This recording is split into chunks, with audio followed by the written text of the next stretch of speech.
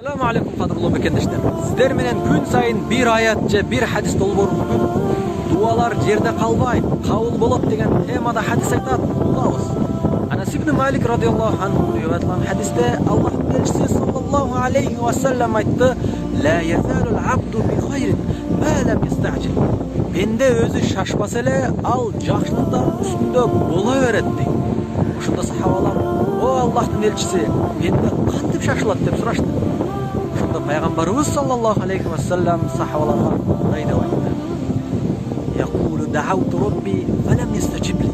Чындыгында Роббиме дуа кылдым, бирок дуам кабыл болбой жатат деп пенденин айтышы деди. Субханда.